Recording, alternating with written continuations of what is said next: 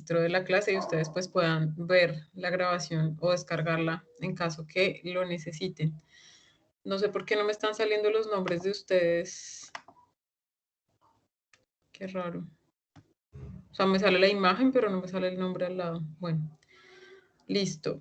Entonces, quisiera saber si todos los que se encuentran aquí recibieron o hacen parte del grupo. Me escribió, por ejemplo, María Clara, creo, pero María Clara ya me aparecía en el en el equipo, entonces no sé si enviaste el mensaje para todos los profesores y no aplicaba para esta materia porque yo te adicioné, pero ya estabas, o sea, hice Es el que lo que intento. pasa es que yo le envié ese correo a todos los profesores porque hay algunas materias que aún no estoy agregada. Ok, pero igual sí te aparece, porque yo traté de adicionarte, pensé como, bueno, de pronto no está, te adicioné, pero me dice que ya existes dentro del grupo, entonces, pero sí te aparece, o sea, en horario y en calendario y en tu Teams te Sí, profe. aparece, ¿sí? Ah, vale, bueno, listo.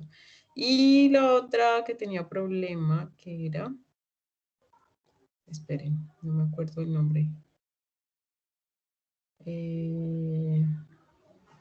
No, creo que no ha llegado. Laura Cecilia, no ha llegado.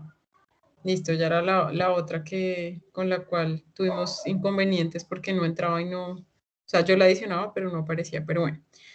Listo, muchachos, entonces, buenas tardes nuevamente. Cuéntenme cómo les fue con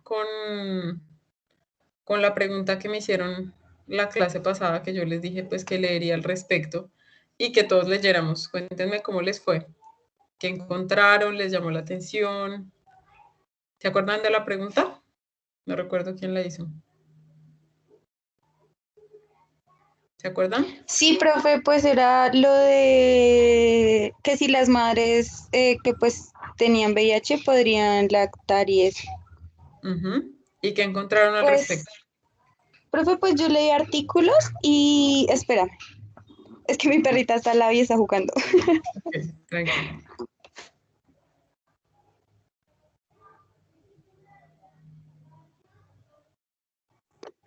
¿Alguien? Ya, profe, qué pena. Listo, listo. Dale. Pues yo leí así varios artículos, profe, y pues, o sea, decía como que, pues que no era como que se infectaran, pues, por la leche, porque pues creo que tenía como factores anti-VIH, me salió que era la inmunoglobulina G y la inmunoglobulina A, Ujú. que pues por eso era como que no había tantos niveles de VIH en la leche, entonces pues que era como de bajos, o sea, pues que no se podían, Poco pues, probable. sí, sí, señora, era poco probable. ¿Pero te decía que era imposible o te decía solo que era poco No, probable? mira que decía que sí habían, o sea, que sí podría pasar, porque pues el sistema inmune de los bebés pues recién nacidos pues era pues no tan fuerte, entonces sí, y que creo que era entre, o sea, que era posible que se infectaran entre el primer y quinto mes. Ujú. Bueno, ¿alguno quiere adicionar algo de pronto o encontró algo diferente a lo que Nicole encontró? Porque personalmente en lo que leí hay información muy diversa, o sea, no hay como un acuerdo, por ejemplo, leyendo la CDC o leyendo artículos científicos, hay como diferentes opiniones allí. ¿Ustedes qué Pues yo encontraron? leí que, pues yo leí que los bebés se pueden contagiar con VIH, pero durante el embarazo. No, no se transmite a través de la leche materna. Ok, no se transmite a través de la leche materna. ¿Alguno encontró algo diferente? De pronto que María Clara y que Nicole. Pueden levantar la mano si quieren para Yo, que Helen. la profe, pues de lo que yo encontré es que no se puede amamantar el bebé si la madre tiene VIH, ya que a veces bueno, el VIH puede ser tan agresivo que sí puede cortar como los efectos inmunológicos de la leche. Ok, bueno, ese es otro punto de vista. Y fíjense lo que les decía, ¿no? Hay como que sí se puede, no se puede, puede pasar, pero durante la gestación, no con la lactancia. Y bueno, ya ahorita vamos a hablar un poquito y a llegar de pronto a un consenso y a una consolidación de toda esa información. ¿Qué más encontraron ustedes? ¿Qué más leyeron por ahí o encontraron en artículos que sería lo ideal? Profe, yo encontré uno donde decía que lo que dicen mis compañeras, que hay una posibilidad de que sí se pase a través de la leche materna, pero ahí viene como un debate porque ellos decían que, pues como bien sabemos, la leche materna tiene pues un factor importante en la inmunidad del bebé. Entonces que el bebé podría morir tanto por la transmisión del VIH como por la falta de la leche materna de la madre. Entonces es como un debate ahí entre esos dos puntos. Y también decía que pues también se puede pasar durante el embarazo, no solo por la leche materna, sino también durante el embarazo. Sí. Ese punto justamente que toca Andrés, yo también lo leí en un artículo y me pareció muy interesante porque, bueno, lo primero que leí, lo primero que encontré fue la CDC que dice definitivamente no se debe suministrar leche de una madre positiva para VIH. No, no hay punto de riesgoso, no. Ahora, otras de las fuentes que encontré, el artículo que les mencionaba, decía que en caso que el bebé no recibiera leche, pues que se le darían fórmulas o fórmulas como lactorreemplazadores. Estos bebés que reciben fórmula o que reciben lactorreemplazadores tienen mayor riesgo de enfermarse, de sufrir otro tipo de enfermedades, enteritis, que pueden llevar incluso a pues, la muerte de los bebés. Entonces, en este caso, digamos que está como esa discusión, justamente como decía Andrés Felipe, ese debate, porque dicen, bueno, listo, el bebé puede enfermarse o bueno, puede adquirir el VIH sin necesidad de enfermarse, sin necesidad de presentar el síndrome ya como tal de inmunodeficiencia, pero si se enferma con una diarrea muy severa, con una gastroenteritis muy severa, bacteriana, viral, bueno, puede, sí, llegar a morir, ¿listo? Entonces, digamos que está ahí como que podría vivir con el riesgo de infectarse con el VIH sin tener mayor riesgo de muerte, como sería en caso que consumiera otra fuente de alimento que no fuera la leche materna, que como ya hablamos la clase pasada, pues tiene una gran cantidad de inmunoglobulinas y que va a tener digamos que un factor protector para, por ejemplo, este tipo de infecciones. Entonces, sí, ese aspecto que menciona Andrés Felipe fue bien interesante y es un debate. Y bueno, digamos que las autoridades dicen que no, pero hay artículos científicos que digamos que es decir, no castigan totalmente el que se le dé leche materna a un bebé, sino que al contrario contemplan que sea necesario darle leche materna, incluso si su madre es positiva para este virus. ¿Qué más encontraron ustedes al respecto?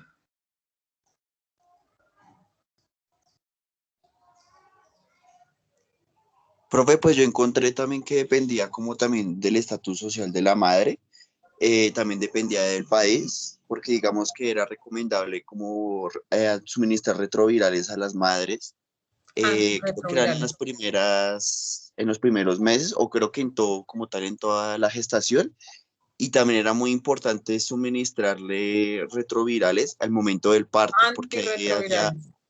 harto índice de, como de contagio. Y también que era, digamos, recomendable de pronto, o sea, hacer como cesárea, digamos que no inducir como tal un parto natural, sino de pronto una cesárea, que también disminuía la transmisión. Y también decía, yo leí dos artículos y como que se contradijeron porque uno decía que sí era recomendable darle leche materna, pero mientras tanto como que la carga viral de la madre no sea tan alta, y en otros casos decía como que no había que darle nada de leche materna. Entonces ahí Kevin toca un aspecto bien importante que era el que quería que llegáramos y es el uso de antirretrovirales, no de retrovirales, porque de hecho se llama, este virus es un retrovirus, entonces significa que su replicación sea, digamos que de una forma inversa a lo que lo hacen la mayoría de los virus, por eso, bueno, ya ustedes lo verán mejor con la doctora Susana, no es mi área, digamos, específica. Entonces, estos virus, estos retrovirus, pueden, digamos que, disminuir su carga viral, esa concentración de virus que tenga el individuo, con medicamentos llamados antirretrovirales o terapias antirretrovirales. Lo que dice Kevin es cierto y en muchas fuentes lo citan, y es que la madre, digamos, incluso si está pensando en ser madre, entonces en quedar en embarazo, y en algunas páginas recomiendan como si no está embarazada, pero cree que tiene alto riesgo de infección, entonces, por ejemplo, si su pareja tiene prácticas que pueden inducir al riesgo de infección con VIH, entonces, en ese caso, la persona puede iniciar una terapia profiláctica con el fin de disminuir el riesgo de que se repliquen estos retrovirus. Entonces, son esas terapias antirretrovirales. Justamente eso que decía Kevin, entonces se recomienda utilizarlas desde la gestación e incluso durante el periodo de lactancia. ¿Por qué? Porque esto va a hacer que la carga viral disminuya y que por lo tanto el riesgo de infección disminuya drásticamente. En algunos artículos, en uno de los artículos decían, uno de estos que ya les mencioné, que el riesgo de infección, si la madre no utilizara ningún antirretroviral ni ninguna terapia, igual el bebé, el riesgo de infección oscilaría entre, bueno, unas fuentes decían que entre el 10 y el 20% y otras fuentes decían que hasta un 25% de probabilidad de infección. Entonces, fíjense que, bueno, no es una ventana muy amplia, sin embargo, es una ventana considerable de riesgo de que el bebé pues pueda infectarse con el VIH. Entonces, ante el riesgo, pues lo mejor sería obviamente implementar esa terapia antirretroviral para disminuir esa probabilidad de infección. ¿Listo?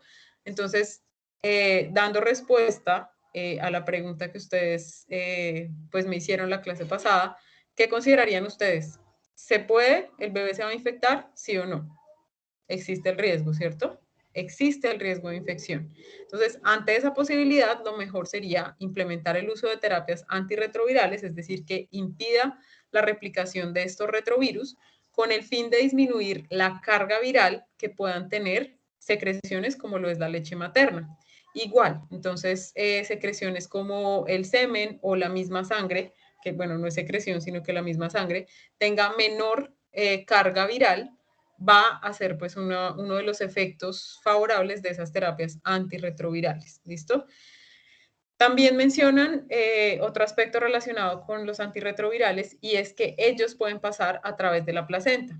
¿Eso qué significa? Significa que de igual forma, aunque el bebé el feto no esté siendo tratado directamente, significa que esa terapia antirretroviral que está tomando la madre también va a pasar al bebé. Es decir, que cuando el bebé consuma, bueno, digamos que en el momento del parto, que es un momento de riesgo, que justamente lo indicado sería que fuera mediante cesárea y no un parto natural, en ese caso, pues digamos que se disminuye el riesgo, ya que el niño, iba a decir el animal, el niño va a estar siendo tratado indirectamente con esos antirretrovirales, ¿listo? Entonces, eso pues digamos que es una de las ventajas que tendría el uso de esta terapia, tanto para el consumo de leche como para puntos críticos, como es el momento del parto.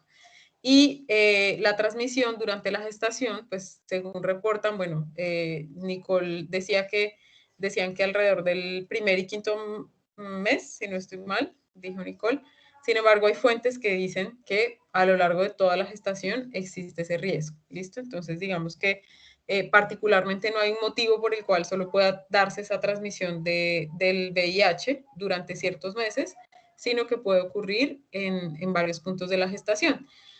Seguramente como varios de ustedes vieron, bueno, que solo participaron 6 de ustedes en este caso, pues espero que hayan leído y que hayan visto que hay diferentes fuentes que muchas de ellas, como lo decía Kevin, se contradicen un poco. Importante pues de pronto fijarnos en el año de la publicación porque eso también puede sesgar un poco nuestra opinión o nuestra conclusión. Entonces fijarnos en las fuentes, en las fechas de las fuentes. Uno de los artículos más completos que encontré, desafortunadamente no está tan actualizado desde el 2010, entonces, pues bueno, tiene bastante información útil, pero pues es importante actualizarnos con otras fuentes, como fuentes oficiales de organizaciones o de instituciones como tal que se encarguen del control y prevención de enfermedades, como lo es el CDC. ¿Listo? No sé si tengan alguna otra pregunta. ¿O alguna otra observación respecto a este tema? Me perdí. ¿No? ¿Todo claro? Los perdí, ¿aló? Sí, profe. ¿Sí? Vale. Bueno, muchachos, entonces iniciaremos ya con la parte que seguimos ya dentro de la secuencia de la clase. Permítame un segundito, descargo aquí la lista. No sé si ya llegó Laura.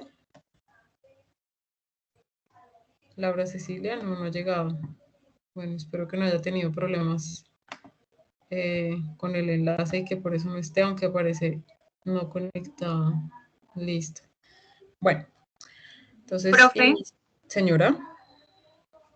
Perdón, yo sí tengo una pregunta que ahorita estaba como relacionando todo lo que dijiste y también lo que leí. Es si se supone que el VIH es la inmunodeficiencia, o sea, digamos la madre en este caso tendría problemas con su sistema inmune. ¿No se supone que la leche materna es para, digamos, suministrar también al bebé de cierta manera algo de inmunidad? ¿Eso no tendría que ver algo? O sea, ¿eso no tendría como algo que ver en si se le suministra o no leche? Ok, bueno, es que este virus, digamos que la persona o el individuo puede estar infectado, pero no necesariamente estar enfermo. Entonces, de ahí que existen esas dos siglas que nosotros seguramente ustedes también han escuchado, que es VIH y SIDA, ¿cierto?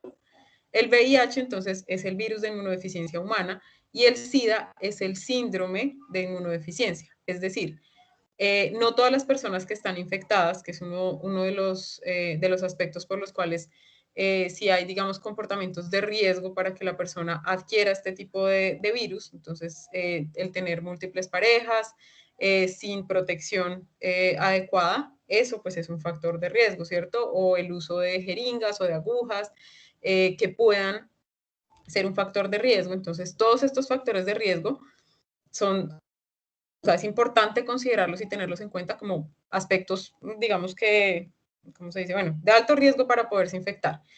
Y todas las personas que, digamos, estén expuestas a esto, puede que no manifiesten ningún signo, puede que no manifiesten nunca enfermedad como tal, y eso significaría que pueden estar infectadas, pero no están enfermas, ¿cierto? Digamos que son portadores asintomáticos, por decirlo así, de este virus.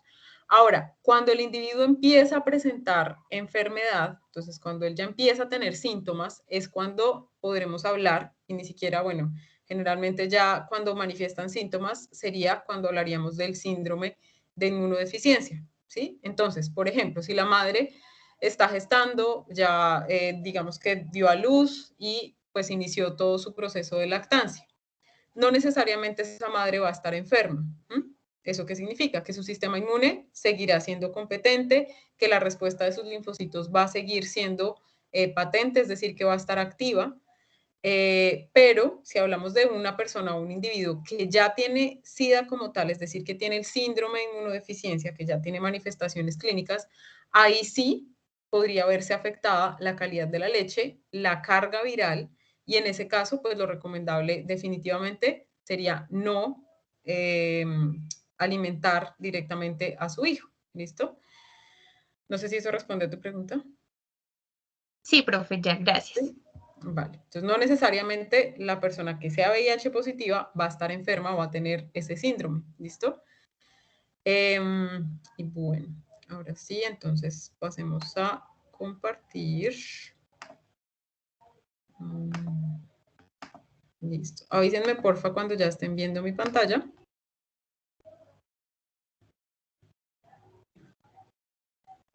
¿Ya la están viendo? Ya, profe. Ya. Bueno. Entonces, nosotros ya hablamos, bueno, en la primera clase introductoria, bueno, les hago este pequeño resumen para que vayamos tomando la secuencia de las clases, bueno, digamos, de la información que hemos ido compartiendo a lo largo de las dos semanas que llevamos, bueno, ya esta es la segunda. Entonces, hablamos inicialmente de un poco acerca de la historia de la inmunología, definición de inmunología, hablamos a grandes rasgos de en qué consiste la inmunidad innata y en qué consiste la inmunidad adquirida. Entonces, eso ya es, digamos que parte de la información que debemos tener clara hasta ahora. La clase pasada hablamos de algunos conceptos importantes hablamos de los diferentes tipos de antígenos que pueden existir, entonces hablamos de antígenos o patógenos primarios, patógenos secundarios, reacciones cruzadas, hablamos también de los aptenos, hablamos un poco acerca de otros términos como epítopo, hablamos también de, bueno, parátopo, que es el sitio de unión del anticuerpo hacia el epítopo, y recordemos que el epítopo es el sitio del antígeno al cual se va a unir el anticuerpo, ¿listo? Entonces es, digamos que ese sitio de enganche del anticuerpo hacia el antígeno. ¿Qué otro concepto vimos? Bueno, hablamos del concepto de reacción cruzada, que se da principalmente cuando hay dos antígenos que pueden ser muy similares, que pueden tener epítopos, por ejemplo, que sean muy similares en su estructura, y esto hace que pueda darse unión de un anticuerpo hacia un antígeno que sea muy similar a otro antígeno, y esto pues sería entonces lo que conocemos como reacción cruzada, que puede ser útil, sobre todo cuando hablamos de vacunaciones, que fue lo que vimos más o menos al final de la clase pasada, pero que también puede representar un problema cuando hablamos de algunas pruebas diagnósticas.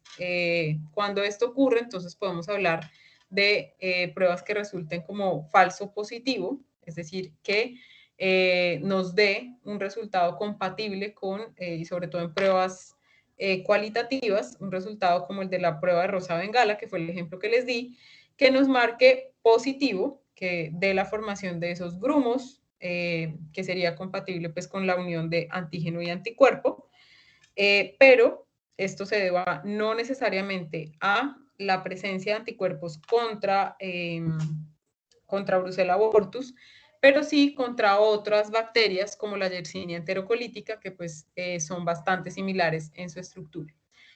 Entonces, hasta ahora, eso es lo que hemos venido hablando, más acerca de conceptos. Como les dije inicialmente, entonces nosotros vamos a hablar de el reconocimiento, bueno, vamos a hablar no como tal de que ya llegó el antígeno y qué pasó y de una vez inflamación, no. Entonces, primero, así como cuando alguien ingresa a un lugar, entonces, ¿qué es lo que pasa? Si alguien llega, por ejemplo, así ustedes están en, no sé, en un bar, en una tienda, en un almacén, a un auditorio, e ingresa alguien, entonces, o una persona, o bueno, varias personas, ¿qué es lo primero que se hace? Entonces, observarlo, ¿cierto? Entonces, llegó esta persona, igual, llegó este antígeno, lo reconozco, entonces, si es conocido o no, va a haber respuestas diferentes, ¿listo? Entonces, vamos a hablar de algunas características que pueden tener esos antígenos y que pueden ser reconocidas por el sistema inmune, ¿listo? Entonces, primero vamos a hablar de qué pasa cuando ese antígeno está presente en el organismo. Solo llegó y qué pasa. ¿Cómo nos alerta ese antígeno para poder tomar alguna acción?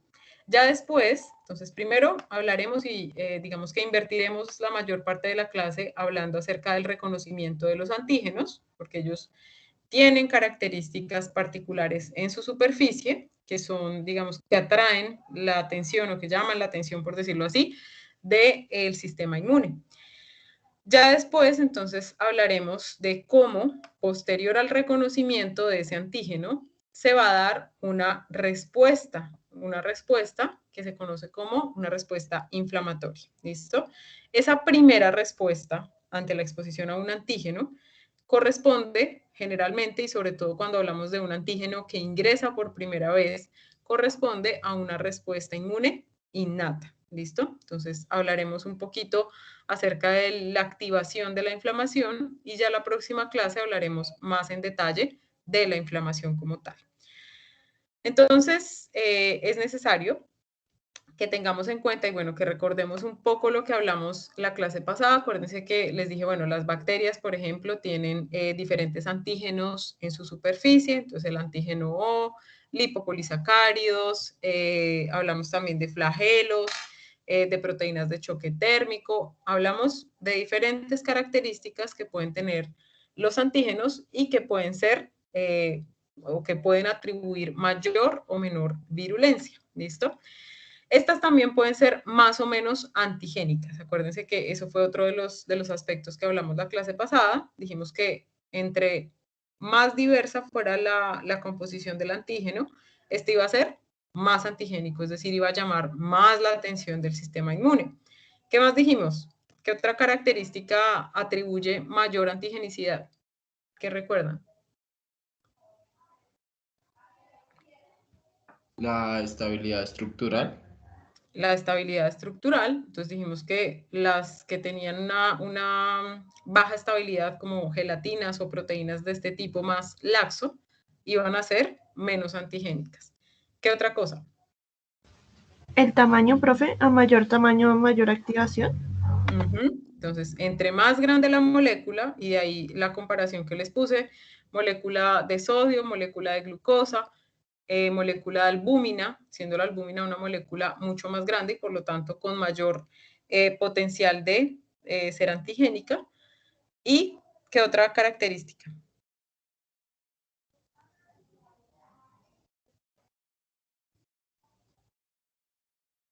¿Mm?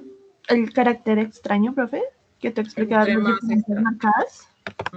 Entre más diferente a cualquier célula o cualquier molécula que se encuentre como propia dentro del organismo, más va a llamar la atención del sistema inmune. ¿Listo? Su carácter de extraño es algo que hará, digamos que puede activar más fácilmente al sistema inmune. ¿Listo?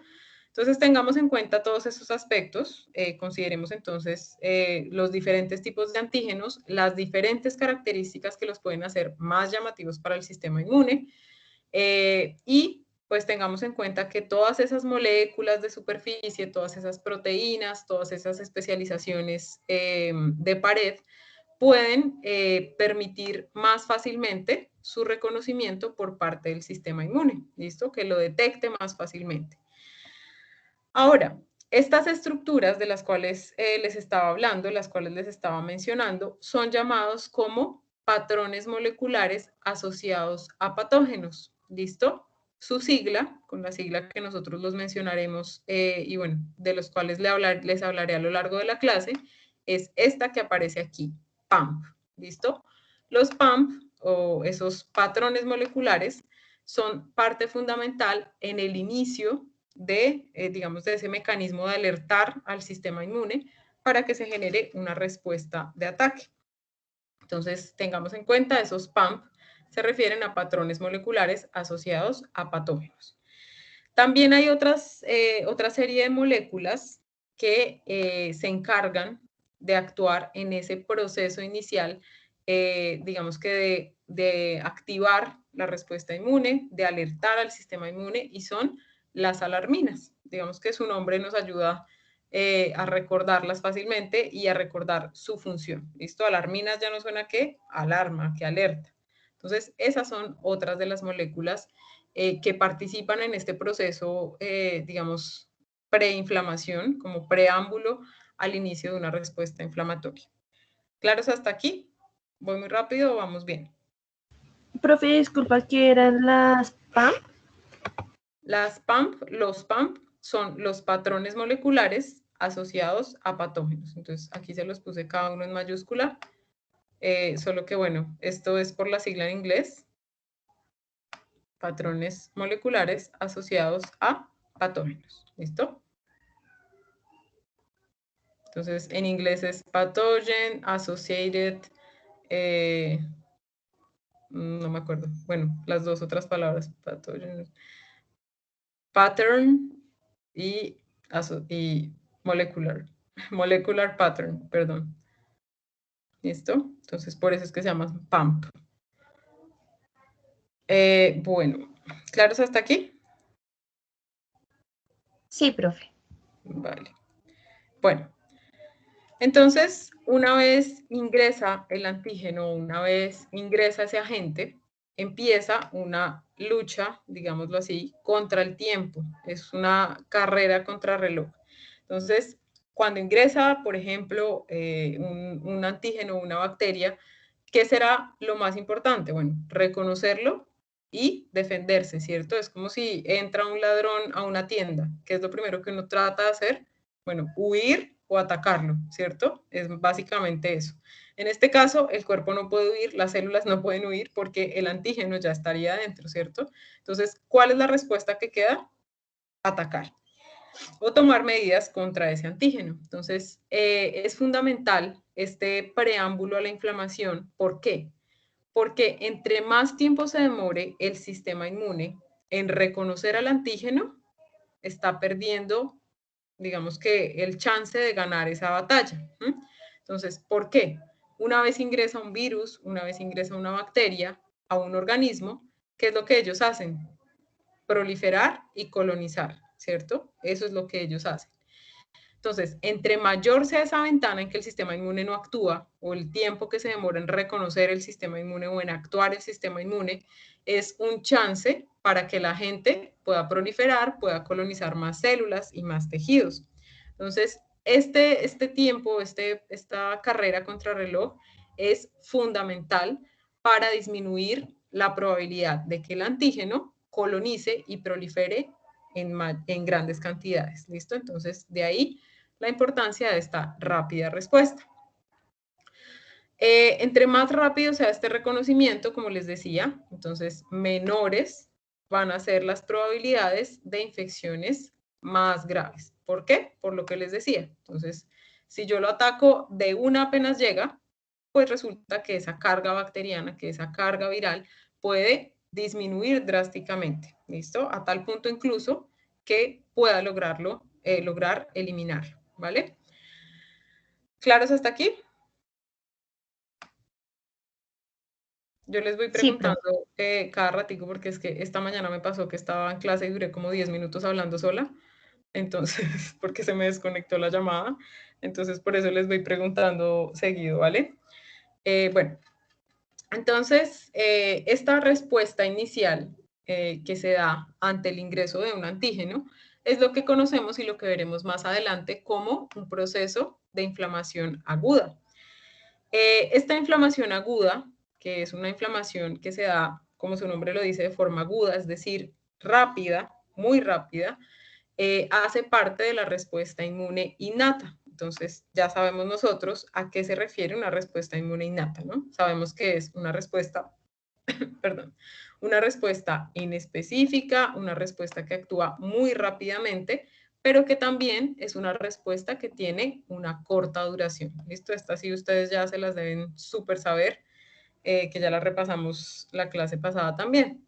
Entonces, la respuesta inmune innata, dentro de también el marco de la inflamación aguda, tiene esas características. Es rápida, es inespecífica y tiene corta duración. ¿Qué es lo que hace y digamos que cuál es la gran ventaja del desarrollo de la inflamación aguda? Pues es que va a garantizar la presencia de células de defensa en el sitio de la acción, ¿cierto? Entonces, por ejemplo, cuando ustedes se golpean, ¿qué pasa en ese sitio? Aunque se lo veremos mejor la próxima clase, pero para que vayamos haciéndonos una idea. Cuando ustedes se golpean, por ejemplo, se levantaron en la noche y se pegaron con la pata de la cama en el dedo chiquito del pie. ¿Qué le pasa a ese dedo chiquito? Se pone rojo. Se pone muy rojo, duele infinitamente. ¿Y qué más? Se inflama. Se inflama, entonces aumenta de tamaño, se hincha. ¿No se pone caliente? Sí, también. Sí, cierto, se pone caliente.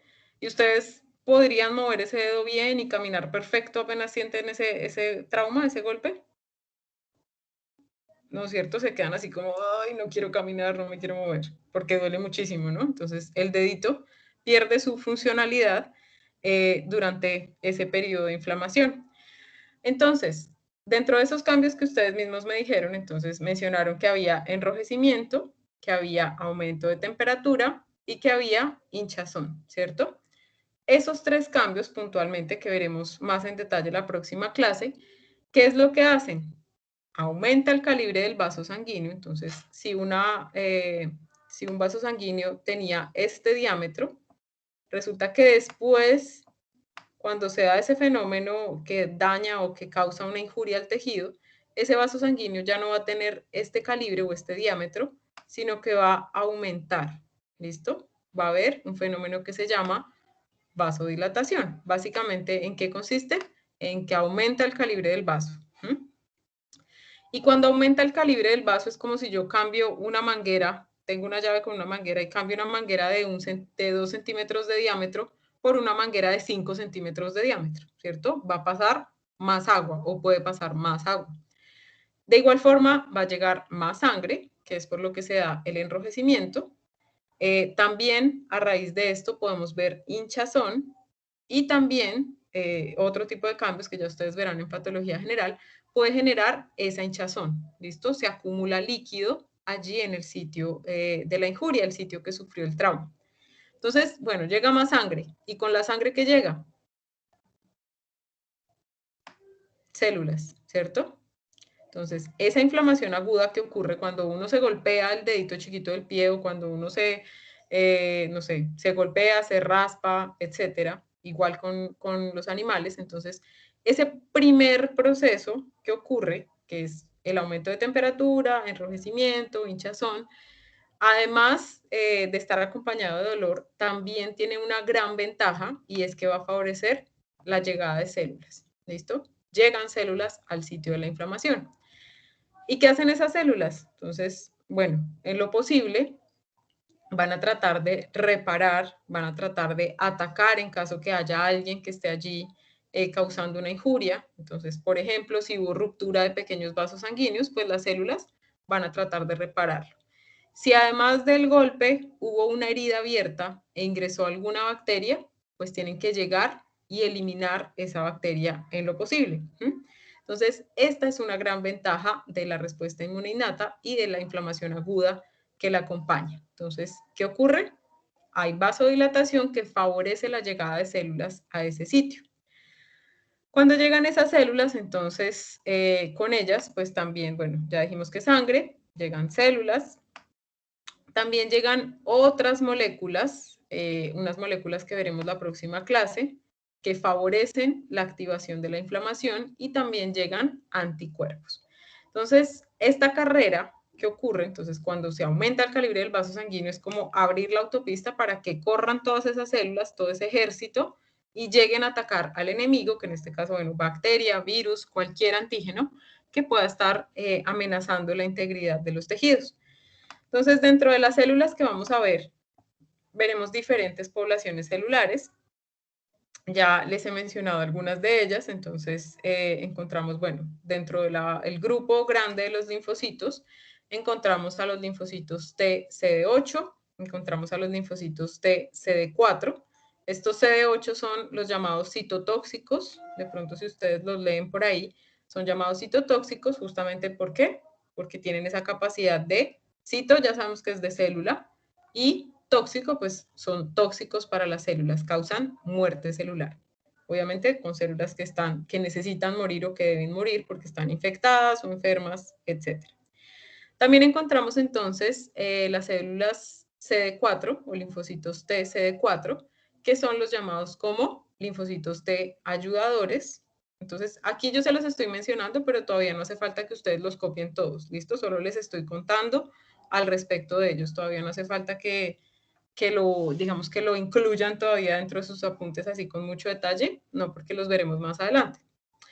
También están los linfocitos B, que como les mencioné las clases anteriores son los que producen los anticuerpos. Entonces aquí está el linfocito B con sus anticuerpos y están otras células que son los linfocitos T reguladores, ¿listo? Que los pueden encontrar en artículos como T-REG, ¿listo? Linfocitos T reguladores. Hay otras células que son las que pueden predominar en el proceso inflamatorio agudo, que son estas que aparecen aquí, son los neutrófilos. Los neutrófilos tienen un mecanismo de acción bien interesante y es que ellos en su interior tienen una serie de gránulos, ahorita vamos a ver a esos neutrófilos más en detalle, y esos gránulos pues son capaces de destruir a muchos antígenos, ¿listo? Son gránulos que contienen más o menos peróxido de hidrógeno en su interior, que tienen una alta carga enzimática y que por lo tanto pues son potencialmente corrosivos que pueden pues eliminar a varios antígenos. ¿Listo? Esto, digamos que en este proceso de la respuesta inmune innata, inflamación aguda, es el neutrófilo el que será un gran protagonista. ¿Listo? Entonces, son varias las células, son varias las poblaciones celulares que van a llegar. Por ahora no me detengo en linfocitos porque ya tendremos unos 2 capítulos dedicados a ellos, linfocitos T y linfocitos B. Y están los granulocitos, a los cuales pues les dedicaremos tiempo ahorita en esta parte inicial, ¿vale? Entonces, ¿claros todos hasta aquí? Profe, una pregunta. Profe, Dale, Sí. Wendy. Dime, Wendy. bueno, pregunto yo. Profe, yo tengo una pregunta. Tú dices que esto es contrarreloj, ¿sí? O sea, es vital que ellos reconozcan el agente infeccioso rápido. Pero entonces mi pregunta es, digamos, ¿hay algo que pueda tardar ese proceso? No sé, se me ocurre a mí de pronto que el agente sea, yo qué sé, similar a alguna célula de nuestro cuerpo o algo así, o ¿hay algo que determine que sea rápido o lento? Sí. Entonces, justamente lo que hablábamos ahorita, lo que hablábamos la clase pasada y que mencionamos hace un ratico. Por ejemplo, si hay una célula que es una célula propia, pero resulta que esa célula propia se está convirtiendo en una célula mutante, es decir, sufrió alguna mutación, que es lo que ocurre cuando hay cáncer, ¿sí? Entonces, cuando hay cáncer, una célula normal, o cuando hay un tumor, una célula normal sufre una mutación y esta célula pues ya empieza a presentar cambios, es decir, ella, por ejemplo, puede replicarse de manera continua, puede hacer mitosis continua sin parar, pero ella sigue teniendo unas características externas muy similares a las células propias. De ahí que el cáncer y bueno, el desarrollo de tumores pueda ser un proceso que ocurra de manera silenciosa, ¿cierto? El cáncer puede no producir inflamación, puede no producir dolor, puede no detectarse fácilmente, sino hasta que es algo muy grande o que ya ha invadido diferentes tejidos, ¿cierto? ¿Y por qué los tumores son un desafío para el sistema inmune? Justamente por eso, porque son células que son propias, por decirlo así entre comillas, son propias de hecho, pero son mutantes, tienen variaciones en su interior y en su superficie, pero son variaciones muy pequeñas que pueden pasar desapercibidas. Entonces, esa es una de las características y ocurre también de una forma parecida con algunos virus. Entonces, algunos virus pueden estar infectando una célula, pero acuérdense que los virus, yo les dije la clase pasada, ellos entran a parasitar la célula y son células propias, ¿no? Solo que están siendo parasitadas por un virus. Entonces, muchas veces los virus logran pasar desapercibidos mientras están invadiendo las células y después ya se empiezan a encontrar manifestaciones clínicas. Entonces, ese es el periodo, digamos que se conoce como un periodo de incubación del virus, que es cuando él está colonizando células, pero sin iniciar el proceso de enfermedad como tal. Entonces, sí hay características que determinen ese tiempo. Entonces, entre más similar sea el antígeno al organismo o a las células propias, pues ese tiempo va a ser mucho mayor. Y esto pues aumenta esa ventana, aumenta el riesgo de enfermedad severa y pues obviamente es determinante en el pronóstico de la enfermedad. ¿Sí? ¿Respondí tu pregunta? Sí, profe, gracias. Vale, listo. ¿Y alguien más iba a preguntar? Pero no alcancé a ver quién era. Yo, profe. Andrés Felipe, listo. Profe, una pregunta. Digamos, lo que tú nos estabas explicando sobre la vasodilatación. ¿Es lo mismo, digamos, cuando pasa lo de los llamados chichones? Los chichones. ¿O ahí Sí. cambia algo? Ajá, sí, es lo mismo. Es lo mismo. Pero bueno, es que acá hay otro cambio que ya ustedes verán en patología general, que más o menos les voy a explicar la próxima clase, que es acerca de algunas de las sustancias que se liberan durante la inflamación. Entonces, en esta clase hablaremos más que todo de células, la próxima hablaremos de sustancias y de moléculas. Entonces, en el chichón no solamente hay aumento de la llegada de sangre, sino que también, bueno, voy a explicarles aquí, espérenme que me salí de la clase, ya. Entonces, por ejemplo, ustedes saben que un vaso sanguíneo está conformado por células endoteliales, ¿cierto? Entonces, aquí estoy dibujando las células endoteliales que conforman la pared del vaso. Entonces, estas son células, chun, chun, chun. Normalmente ellas deben estar pegadas, pegadísimas, pegadísimas, ¿cierto? Que son esas uniones estrechas que hacen parte de los endotelios vasculares, ¿cierto? Deben estar totalmente unidas. Resulta que cuando ocurre un evento traumático, un evento inflamatorio, ya les dije, ¿no? aumenta el calibre. Entonces, este vaso, digamos que antes podía haber sido mucho más pequeñito. Bueno, no, esperen, digamos que este mismo, que es el calibre original del vaso, resulta que ya no va a tener este diámetro, sino que va a aumentar su diámetro, porque resulta que ya no van a pasar, un ejemplo, si fuera un volumen grande, ¿no? Entonces ya no van a pasar 3 mililitros de sangre, sino que ahora van a pasar 15 mililitros de sangre, ¿cierto? Porque llegó un evento inflamatorio. Entonces resulta que aumenta el calibre, aumenta el contenido de la pared del vaso, y ahora resulta que esas células pues se estiran y se estiran lo más que pueden para permitir el paso de toda esa sangre, pero no es suficiente todo ese, digamos que toda esa extensibilidad que tienen las células endoteliales.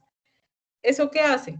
Hace que aumenten los espacios entre las células endoteliales, entre otros cambios. Por ahora vamos a hablar únicamente de este. Hace que aumenten los espacios entre las células endoteliales. ¿Y qué va a pasar con todo ese líquido y con toda esa, bueno, con toda esa sangre, no, con todo el líquido que hay aquí, por ejemplo, dentro de los vasos linfáticos o dentro de los mismos vasos sanguíneos? ¿Qué va a pasar? Si hay huequitos en toda la pared del vaso, se va a salir, ¿cierto? Va a aumentar esa permeabilidad del vaso. Entonces, esto es uno de los cambios que acompaña la inflamación aguda, y es que aumenta la permeabilidad. Entonces, lo que nosotros vemos en un chichón no solamente va a ser que aumenta la llegada de sangre, sino que además, y bueno, el chichón, el nombre técnico del chichón es tumefacción, ¿sí? Que hay como hinchazón. Entonces, esas áreas de tumefacción contienen, además de sangre, además de células, contienen líquido, que es llamado como edema. ¿Listo? El edema o hinchazón hacen parte de esos, entre comillas, chichones o áreas de tumefacción. ¿Listo? Entonces, eso sería un edema. No sé si respondí tu pregunta. Esto es algo que veremos igual mejor la próxima clase y que ustedes verán más en detalle en patología general. Ah, ok. Pero por ahora bien. Sí, profe. Gracias. ¿Sí? Listo, vale. Bueno, entonces dentro de esta carrera contrarreloj, como decíamos, pues se tienen que activar muchos mecanismos, ¿no? Entonces, como les dije, pues es una situación casi que de alarma, donde actúan de hecho unas moléculas llamadas alarminas, que ya vamos a hablar de ellas mejor y más en detalle. Entonces, en esta carrera contrarreloj se activan múltiples respuestas, no es solo una. ¿Sí? Yo ya les fui mencionando que los vasos sanguíneos cambiaron, que llegó más células, bueno, que llegaron más células, que llegó más sangre, que llegaron anticuerpos, que llegaron algunas moléculas, no les he mencionado todavía qué moléculas, pero hay varias respuestas que se activan a la vez, ¿cierto? Entonces, en esta carrera se da activación de múltiples respuestas simultáneamente, cuyo objetivo es eliminar al antígeno. Este es el objetivo principal, eliminar al antígeno, porque este proceso, la eliminación, es lo que va a garantizar que el individuo y que el organismo permanezcan sanos, que estén bien, que no haya enfermedad como tal. Entonces, este será el objetivo pues, de esa carrera y de esa activación de todas esas respuestas. Y lo más importante es eliminarlo cuanto antes, ¿listo? Que no cause enfermedad, que no prolifere, que no colonice más células y que no vaya, digamos, que a invadir o a sobrepasar las capacidades del sistema inmune, ¿listo? Este será, digamos que las tres características principales de esa respuesta inicial. Aquí a la derecha, entonces, bueno, puse este cuadrito, sin embargo, este cuadrito pues nos va a tomar unas 2 clases más o menos, entonces aquí les puse más o menos como para que nos hagamos una idea por dónde vamos a empezar y a dónde vamos a llegar. Entonces, el primer paso, lo primero que ocurriría sería la invasión microbiana, ¿cierto? Llega una bacteria, llega un antígeno a invadir un tejido, un organismo. ¿Qué pasa cuando entra ese agente? Entonces ya dijimos que ese agente tiene una serie de patrones moleculares, que son los patrones moleculares asociados a patógenos, y esos patrones moleculares resulta que van a ser los que van a ser reconocidos. Acuérdense que yo les dije, esos patrones son los que van a alertar y que van a llamar la atención del sistema inmune. Entonces, gracias a ellos, se van a activar, bueno, unos receptores que veremos más adelantico, unos receptores que se llaman receptores tipo TOL. También entonces se van a activar unas células que son llamadas células centinela, que como su nombre lo dice son centinelas, es decir, ellas están como en vigilancia permanente. Y esas células centinela también pueden ser activadas por otras moléculas que son las alarminas. Las alarminas, pues ya habíamos dicho que pues su mismo nombre nos dice qué es lo que ellas hacen, alarmar, ¿cierto? Ellas dicen, hey, algo está pasando, vengan acá, actúen, necesitamos eliminar a este enemigo. Entonces, bueno, las alarminas, ¿cómo se producen o por qué se producen? Y aquí, digamos que creo que en esta parte no hace falta que tomen apuntes porque ya ahorita les voy a explicar todo esto, ¿sí? Mejor pongan atención porque ya ahorita hablamos de cada uno, de los PAM, de las alarminas, de las centinelas, de todo. Entonces, mejor entiéndanlo y ya ahorita más adelantico pueden tomar nota al respecto. Entonces, cuando invaden los microbios o cuando invaden los agentes patógenos, estos mismos pues pueden generar un daño a los tejidos. Entonces, cuando hablamos de daño tisular, nos referimos de daño de tejidos. Entonces, las alarminas se pueden liberar por un daño tisular, un daño del tejido, que sea causado por una bacteria, por un virus, por un parásito, por una sustancia tóxica. También, por ejemplo, pueden producirse por un golpe severo, por una exposición a una temperatura muy alta, por productos químicos o productos que puedan ser potencialmente tóxicos para los tejidos. Entonces, todos estos eventos que puedan generar una lesión o un daño van a ayudar a la activación de las alarminas, a la producción de las alarminas que, repito, se dan por un daño tisular. Entonces, ya sea por los PAMP, o sea, porque está la bacteria allí dentro o porque una célula sufrió un daño, se van a activar esas células centinela, que son las que están ahí como vigilantes, como monitoreando que no ocurra nada. Pero cuando son activadas, gracias a estos PAMP o a estas alarminas, se activan esos receptores tipo TOL y allí, cuando se da esa activación, se liberan toda una serie de moléculas. ¿Listo? Entonces hay liberación de diferentes sustancias, ya más o menos les mencioné que tenían efectos a nivel de la pared vascular, entonces van a producir vasodilatación, que fue lo que mencionamos hace un ratico, entonces van a producir vasodilatación. También va a haber liberación de otras moléculas que son mediadoras de la inflamación que se llaman citoquinas. Este grupo de citoquinas, bueno, a estas también les dedicaremos un buen pedacito de nuestro semestre. Las citoquinas entonces tienen múltiples funciones. Algunas son proinflamatorias, es decir, favorecen la inflamación, y otras inhiben o regulan la inflamación. ¿Listo? Las citoquinas tienen funciones muy diversas, ustedes ya lo leerán en un documento más adelantico. Entonces, una vez se producen estas moléculas vasoactivas, una vez se activan las citoquinas y se liberan esas citoquinas, ellas van a tener diferentes efectos. Entonces, fíjense que las citoquinas pueden tener respuestas sistémicas, pero también pueden tener o generar respuestas a nivel de unas células que son llamadas células fagocíticas. ¿Ustedes saben o recuerdan qué es fagocitosis? ¿Se acuerdan? ¿Que se lo traga? Que se lo traga, bueno, una forma de decirlo. Entonces, ¿qué es lo que hacen? Lo ingiere y lo digiere, ¿listo? Lo desintegra, es decir, lo fagocita. Entonces, básicamente en eso consiste la función de estas células fagocíticas, que incluye células como los neutrófilos, que aparecen aquí abajito, y como los macrófagos.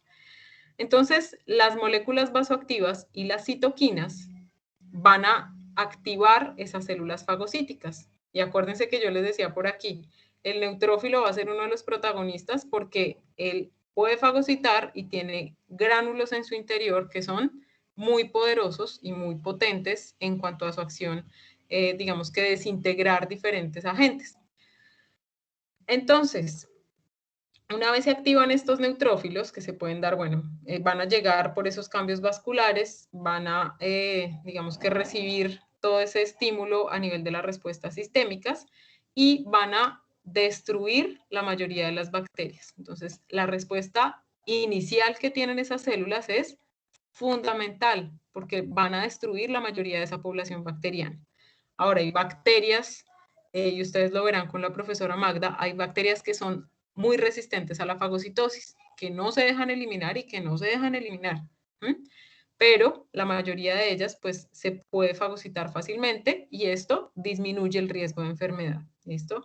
Igual, cuando el neutrófilo no fue capaz, ¿qué pasa? El macrófago empieza a predominar y va a destruir el resto de las bacterias. ¿Listo? Entonces, primero, digamos que la primera línea de defensa en este proceso de respuesta inflamatoria aguda serán los neutrófilos y después serán los macrófagos. No quiere decir que al comienzo yo no pueda haber un macrófago, sí, puede haber uno que otro macrófago, pero los que van a predominar son los neutrófilos, ¿listo? Y ya finalmente, el macrófago, que tiene, digamos que múltiples papeles y múltiples roles dentro de los procesos de enfermedad, además de destruir las bacterias, también puede ayudar a recoger todo el reguero que se da posterior a un proceso inflamatorio, ¿listo? Entonces, fíjense que todo este cuadrito que aparece aquí tiene secuencia, tiene orden y pues nos ayuda a entender un poquito cómo ocurre la inflamación. No sé si hasta aquí tengan de pronto alguna pregunta. No espero que se lo aprendan ya de una vez, pero sí que vayan entendiendo cómo ocurre este proceso inflamatorio. ¿Hasta aquí van bien?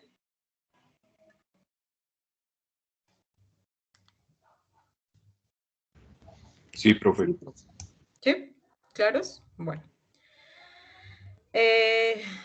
Listo, entonces esto más o menos será lo que veremos en las dos siguientes clases. Y bueno, con los macrófagos sí tendremos un capítulo especial, porque ellos, como les dije, pues tienen bastantes roles dentro del proceso de inflamación. Y bueno. Entonces, siguiendo con esta primera parte que es el reconocimiento, acuérdense que hablamos de los PAMP y de las alarminas, que serán como ese primer paso antes de desencadenarse toda la inflamación. Entonces, el reconocimiento de los invasores se va a dar, bueno, por esos patrones moleculares que ya habíamos mencionado y por las alarminas. Entonces, recordemos, ahora sí pueden tomar nota ya que tienen aquí la diapositiva, queda mucho más fácil. Entonces, recordemos que esos patrones moleculares asociados a patógenos o PAMP hacen referencia a moléculas de superficie del antígeno o del microorganismo que pueden ser reconocidas como extrañas por el sistema inmune. ¿Listo? Entonces, algún ejemplo, esos lipopolisacáridos de los cuales hablamos la clase pasada, dentro de las características del antígeno. Esto va a ser reconocido como extraño y van a llamar la atención entonces de ese sistema inmune. Entonces, uno, patrones moleculares asociados a patógenos o PAMPs. Y por otro lado están las alarminas. Las alarminas también incluyen algunas moléculas que son clasificadas como citoquinas, entonces por si acaso, en caso que lean por ahí estudiando en fuentes externas, es posible que algunas citoquinas sean clasificadas como alarminas, ¿listo? Bueno, de pronto sea algo confuso en este punto, pero ya lo veremos mejor y más masticadito más adelante. Las alarminas, entonces, ¿qué son? Son moléculas que son liberadas por células que sufren alguna lesión o que mueren. Entonces, recordemos que ¿cuál es la misión de la bacteria o del virus o del agente patógeno una vez ingresa al individuo?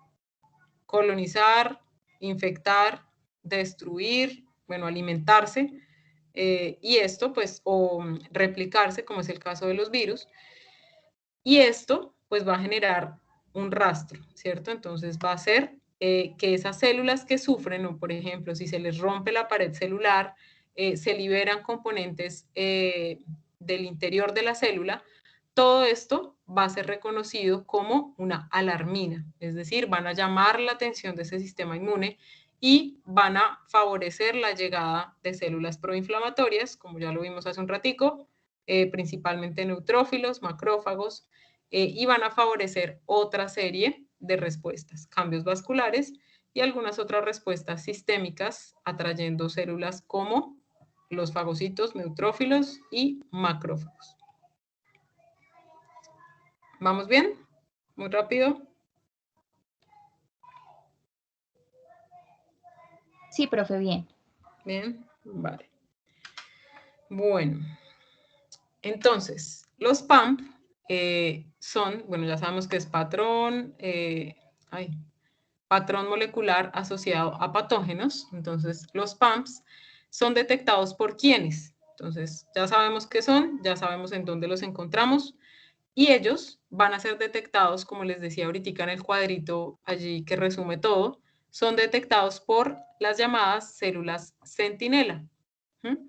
Las células centinela son células que, bueno, como les decía, son células que, digamos, que cumplen ese papel de vigilantes, de estar monitoreando de manera constante diferentes partes. Entonces, esas células centinela las podemos encontrar en la piel, las podemos encontrar en los tejidos normales. Entonces, ustedes en histología seguramente vieron que ocasionalmente en pulmón podían ver uno que otro linfocito, podían ver uno que otro macrófago, y esas células entonces son células que monitorean de manera constante. ¿Listo? Ahora, las células centinela y vigilantes por excelencia son células como los macrófagos, que eso sí ustedes ya los conocen. También hay otra población de células que son células centinela por excelencia, que son las llamadas células dendríticas, que por aquí ya les voy a hablar un poquito más de ellas. Y también hay otras como los mastocitos. Entonces, los mastocitos también son otras de esas células que cumplen esa función de ser centinelas. Las células centinela, entonces, reconocerán esos patrones moleculares asociados a patógenos en bacterias, en hongos y en virus. Entonces, ya sabemos que son diferentes, digamos que estructuras o diferentes moléculas que podemos encontrar en la superficie de esos antígenos y que van a llamar la atención del sistema inmune. ¿Listo? Entonces, esa será la misión de las células centinela. Andar monitoreando para reconocer esos PAMPs en caso que ingresen al organismo. Los patrones moleculares entonces van a ser reconocidos por diferentes receptores que ya veremos más adelante. Entonces ellos, esas células centinela, bueno, ya ahorita yo les mencioné algunos de los, de las células que podrían estar, de los receptores, como el receptor tipo TOL que les mencioné. Hay diferentes tipos de receptores que ya vamos a ver. Entonces están los NOT, los TOL, pero pues que cumplen básicamente una misma función. Las células dendríticas entonces tienen más o menos esta función. Aquí entonces aparece un monocito, entonces que sería como un macrófago, una célula inmadura. Puede reconocer a estas alarminas también y a estos PAMPs, entonces pueden ser reconocidos por ellas.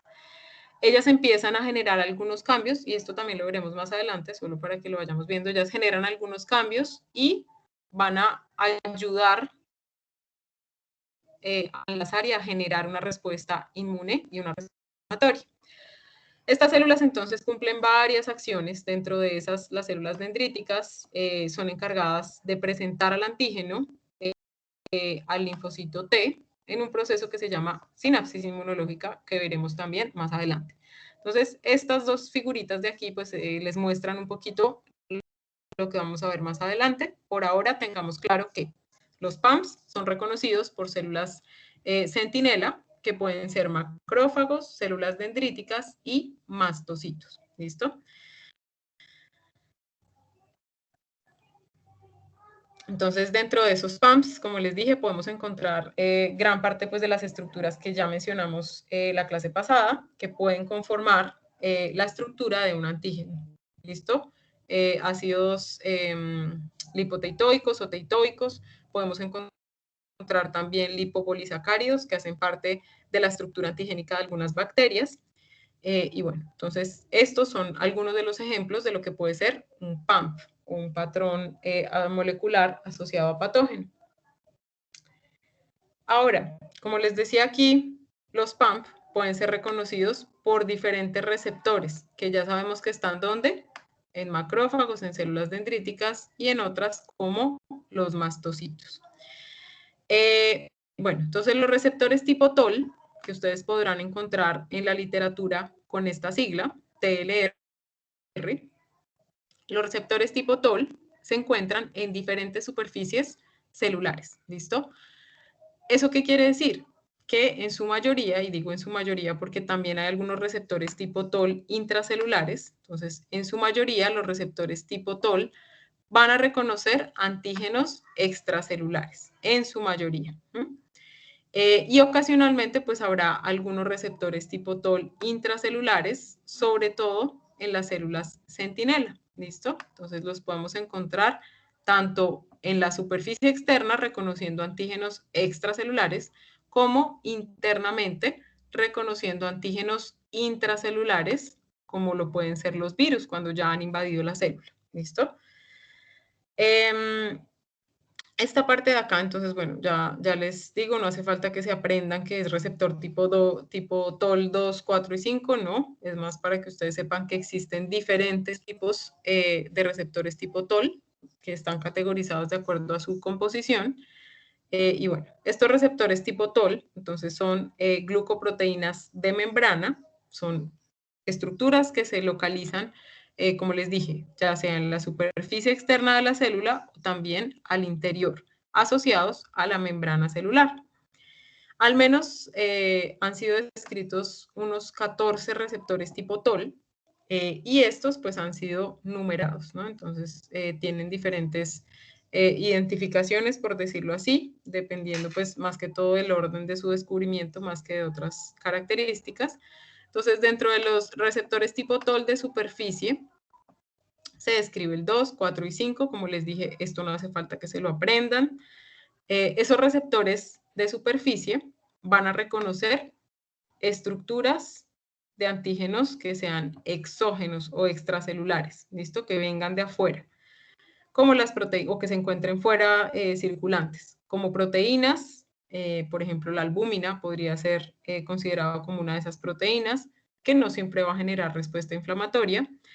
También hay otras lipoproteínas que pueden hacer parte de la pared bacteriana, de la pared de algunas bacterias, y también los lipopolisacáridos. Entonces, los receptores TOL de superficie reconocerán este tipo de antígenos, proteínas, lipoproteínas, lipopolisacáridos. Entonces, LPS es la abreviatura para lipopolisacáridos, que ya sabemos que pueden actuar como tóxicos. Bueno, también hay otros receptores tipo TOL, que son receptores intracelulares, como les decía, entonces que van a reconocer básicamente antígenos que puedan estar dentro de una célula, como pues es el mejor ejemplo, los virus, ¿no? Los virus que acuérdense que necesitan ingresar a la célula para poderse replicar y para poder causar enfermedad.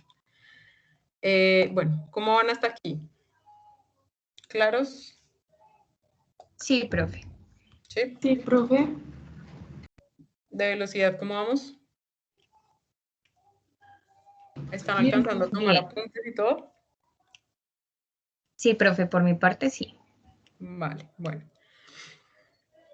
Bueno, sigamos entonces. Opa.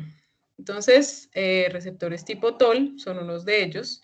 ¿Y qué ocurre entonces cuando ese patrón molecular asociado a patógeno se une a un receptor tipo TOL? Más o menos, pues está representado aquí en este diagrama.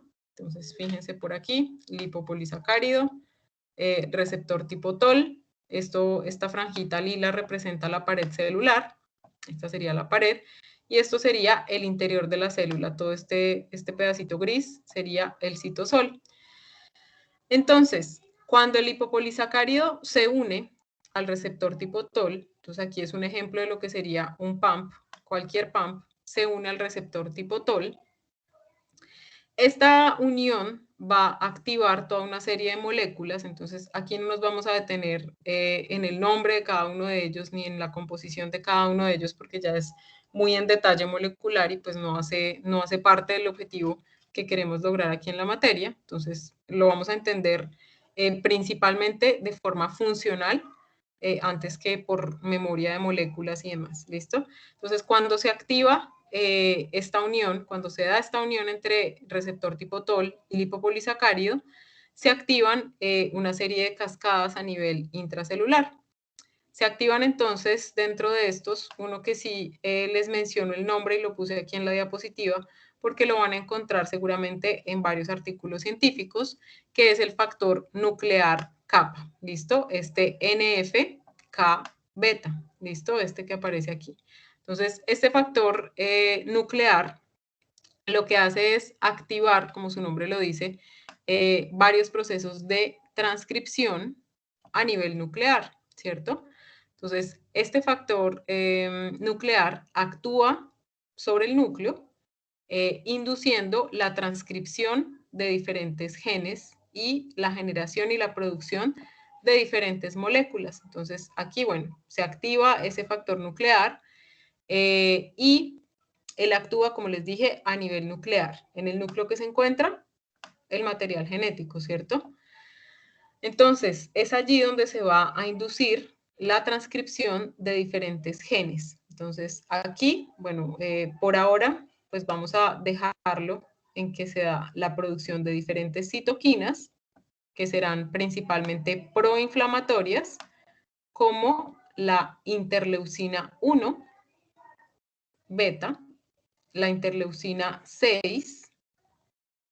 Entonces, de estas vamos a hablar más adelantico, sino que, pues, para que ustedes lo vayan interiorizando de pronto, ¿listo? Entonces, estas, pues, tienen una acción potencialmente proinflamatoria, entonces va a estimular la inflamación. También, entonces, se van a producir otras moléculas, como lo es el factor de necrosis tumoral. Entonces, este TNF se refiere a factor F de necrosis, que se refiere a muerte celular, tumoral. ¿Listo? Factor de necrosis tumoral alfa. Y también se va a activar otra molécula, que es el óxido nítrico y las prostaglandinas, que lo que van a hacer es igual, estimular el proceso inflamatorio o favorecer el proceso inflamatorio. ¿Listo?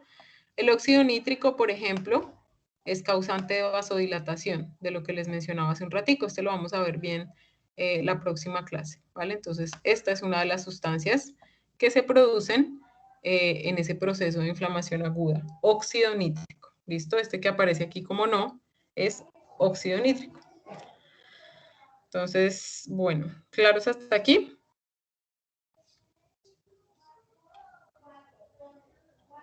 Repito, entonces, ya que nadie dijo que está claro. Entonces, la unión de un pump a un receptor tipo TOL va a generar... No, pero me están escuchando porque de momento yo aquí hablando sola. ¿Me escuchan? Sí, profe. Sí, profe. Sí, profe. Ok.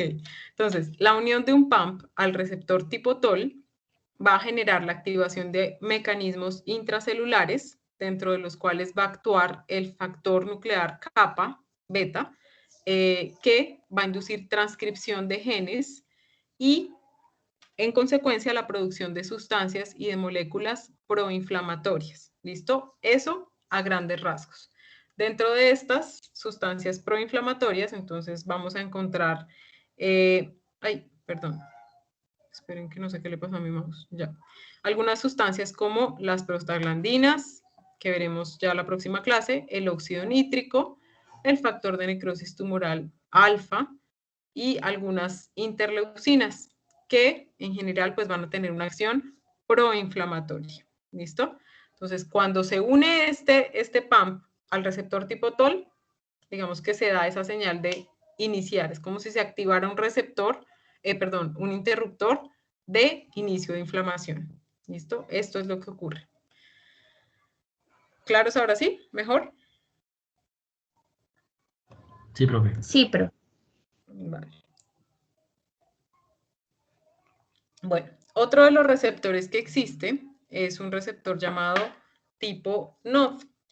Este receptor tipo NOD, espérenme un segundito, qué pena. Ya.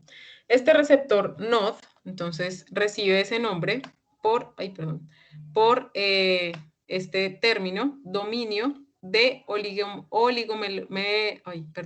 oligomerización de nucleótidos. ¿Listo? Entonces, ¿qué es lo que él hace? Igual, nucleótidos sabemos dónde se encuentran, en el núcleo. Induce la activación de una serie de compuestos y de moléculas a nivel nuclear. Entonces, de igual forma, estos receptores tipo NOD van a inducir la activación de ese factor nuclear kappa B. ¿Listo? Entonces, tanto receptores tipo TOL como receptores tipo NOD tienen este efecto de activar el factor nuclear kappa. Principalmente estos receptores tipo NOD se activan con patrones intracelulares. Entonces, principalmente los virus serán los que estén asociados con estos receptores tipo NOD. No quiere decir que no haya bacterias, por ejemplo, que puedan ser intracelulares. Ustedes lo verán con la profesora Magda. Hay bacterias que pueden localizarse al interior de la célula. Entonces, en ese caso, igual los receptores tipo NOD, aquí bueno, acá ya nos dicen receptor tipo NOD, NOD tipo 1, y receptores NOD tipo 2 serán los que están involucrados justamente con estas bacterias, ¿listo? Bueno, entonces para que ustedes conozcan, hay dos tipos de receptores, tipo TOL y tipo NOD. Los dos, fíjense, activan el factor nuclear kappa. Y los dos, entonces, van a tener la capacidad de inducir la síntesis y la transcripción de genes que lleven a la producción de moléculas proinflamatorias. ¿Listo? Entonces, tanto receptores tipo TOL como receptores tipo NOD van a favorecer la producción de estas moléculas proinflamatorias. También hay otra serie de receptores, sin embargo, pues no nos vamos a detener en estos receptores, en todos los receptores que existen, porque hay bastantes. Aquí, bueno, aquí hay otro, receptores, opa, esperen que no veo ya, receptores tipo RIG, hay otras proteínas que son receptoras de reconocimiento exclusivo, digámoslo así, del péptido glucano, que podemos encontrar tanto en gram positivas como en gram negativas.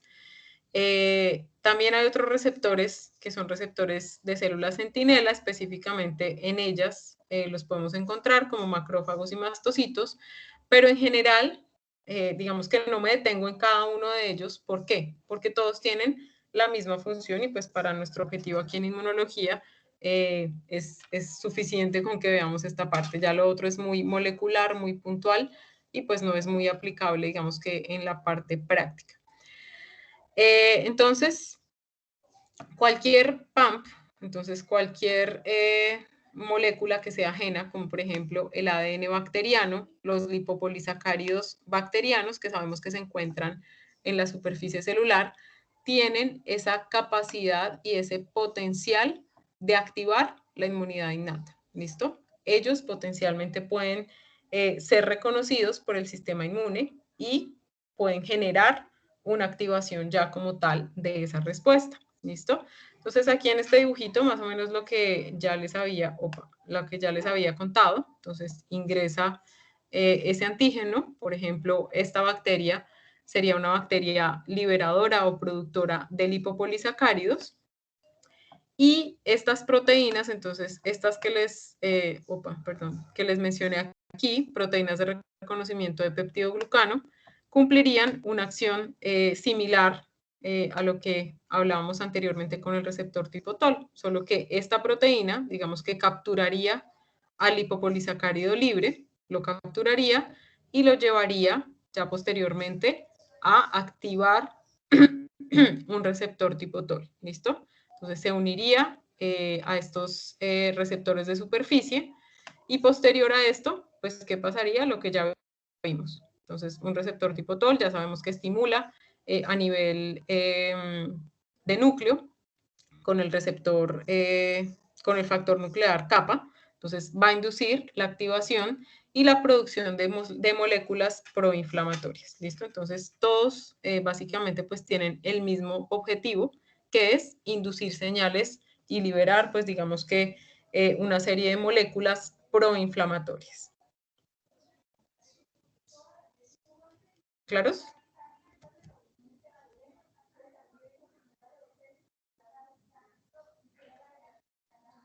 ¿Aló?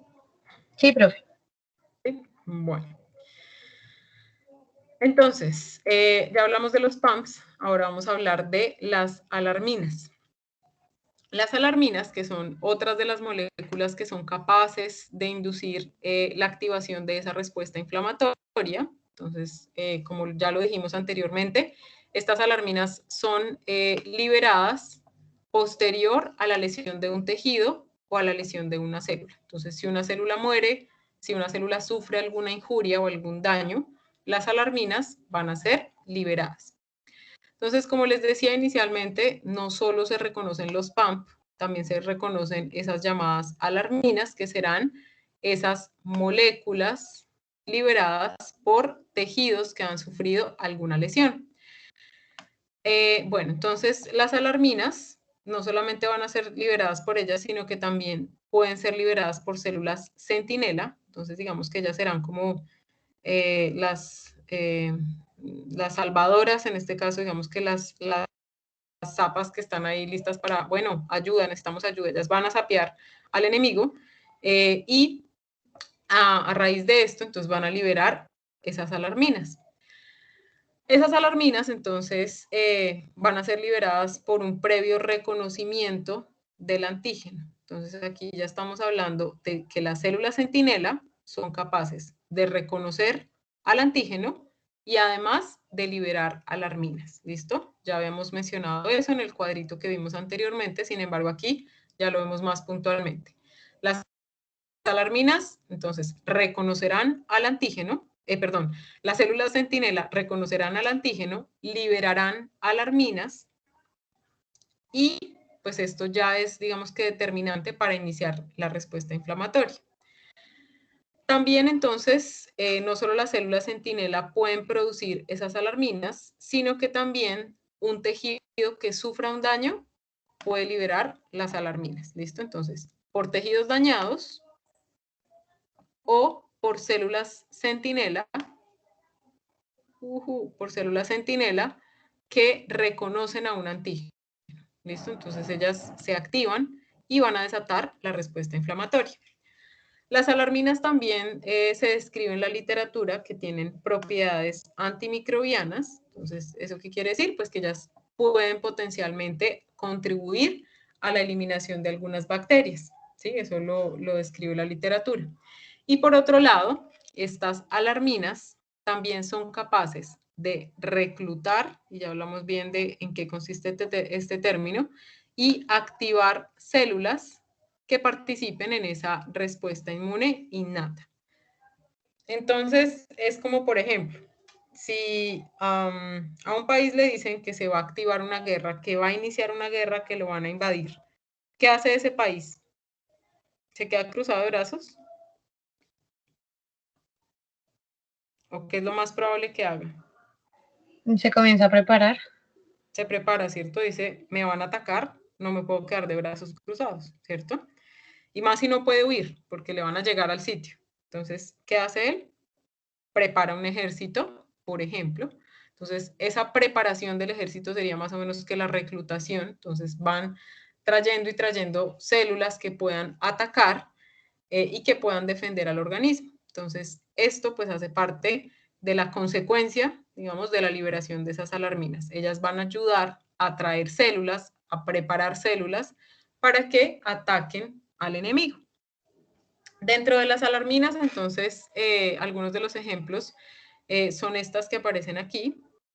Entonces, tenemos las defensinas, las catelicidinas, una que es una neurotoxina derivada de los eosinófilos, y otras como las proteínas de choque térmico. Entonces, acuérdense que las proteínas de choque térmico se encuentran haciendo parte de estructuras antigénicas bacterianas.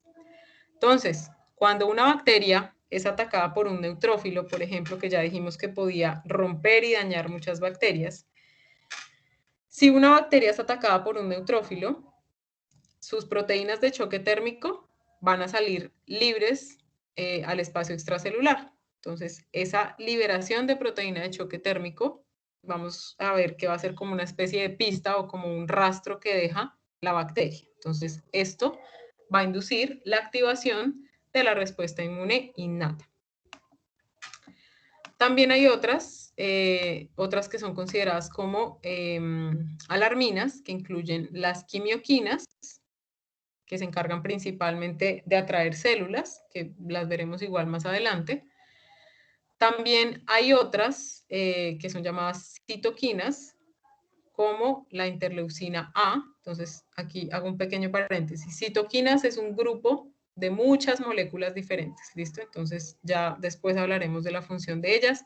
Muchas, como les dije hace un rato, son proinflamatorias, otras son antiinflamatorias o reguladoras del proceso inflamatorio. Entonces, ya hablaremos más adelantico en detalle de todas esas citoquinas. Entonces se pueden activar o se pueden producir interleucinas como la interleucina o interleuquina, es lo mismo, interleucina o interleuquina A, 1A. También hay otras como la galectina 1 y proteínas S100. ¿Listo? Todas estas son sustancias que pueden actuar como alarminas, es decir, que favorezcan ese proceso de reclutamiento, reclutación de diferentes células, ¿vale?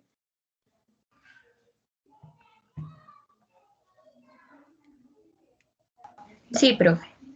Bueno. ¿Cómo van? ¿Cómo van hasta ahora? Estírense, respiren, muevan la mano, la otra. Vamos bien, profe. Yo estoy haciendo eso porque me quedo quieta mucho tiempo y me duele todo.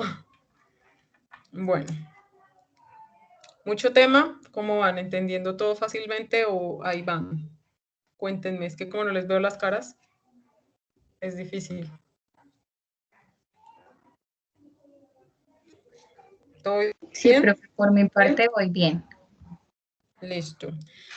Chicos, aprovecho aquí este pasito hacia células centinela para preguntarles que la profe Magda me dijo esta mañana que si le podía ayudar a compartir unas carpetas de los ABP porque ella no le había dejado el Drive.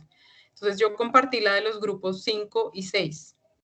¿Ustedes ya pudieron ver su ABP? ¿Lo pueden ver normal? El documento sobre el cual van a trabajar.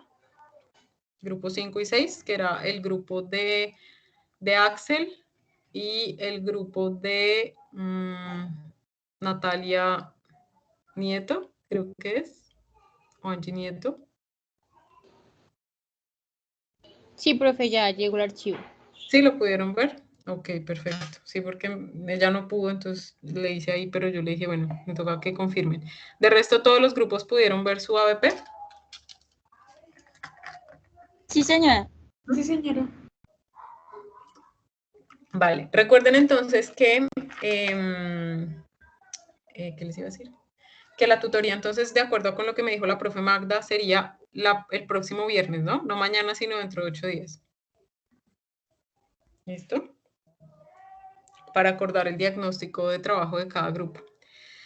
Bueno, entonces, continuando aquí, vamos a hablar un poquito acerca de las células centinela. Ya nosotros hablamos en general de qué podían hacer esas células centinela. Sabemos que tienen diferentes receptores, como receptores tipo TOL o tipo NOD. Dijimos que ellas vigilaban, ¿cierto?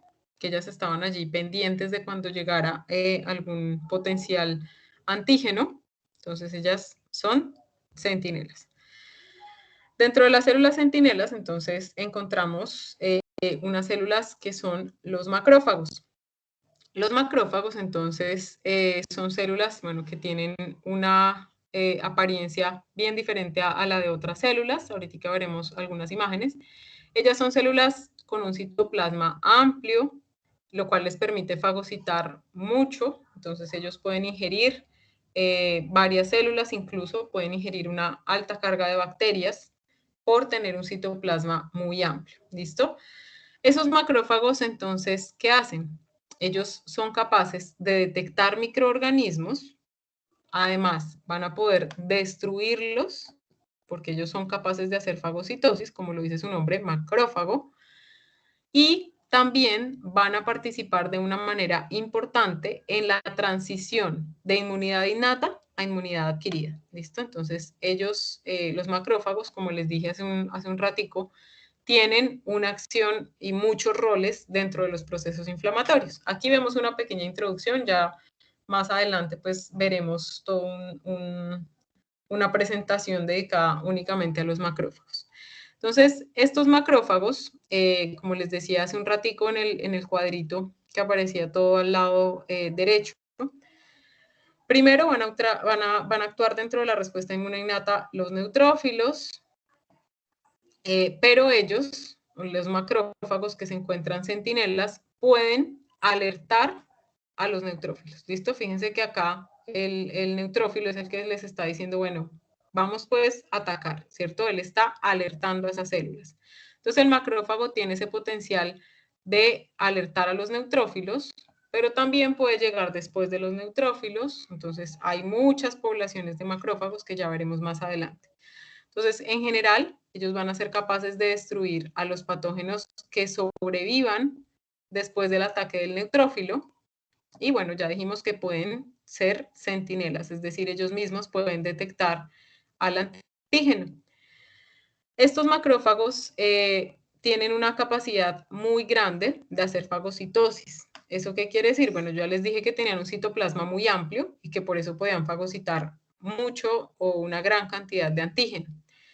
Pero no solamente pueden fagocitar grandes cantidades de antígeno, sino que pueden hacerlo por un tiempo prolongado. Entonces ellos pueden fagocitar y fagocitar y fagocitar y fagocitar y continuar vivos, ¿listo? Los neutrófilos tienen un tiempo de vida un poco más corto, por eso ellos pueden fagocitar, pero por un tiempo menor. Entonces ya más adelantico hablaremos acerca de ese proceso de fagocitosis que hacen los neutrófilos.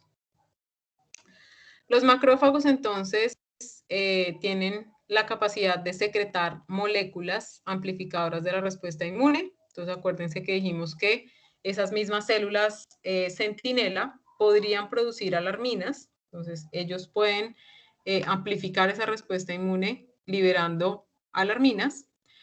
También tiene una capacidad de regular procesos inflamatorios y finalmente, como aparecía en ese cuadrito que vimos hace un rato, pueden ayudar a reparar el tejido que ha sufrido alguna lesión. ¿Listo? Los macrófagos, ¿cómo se ven?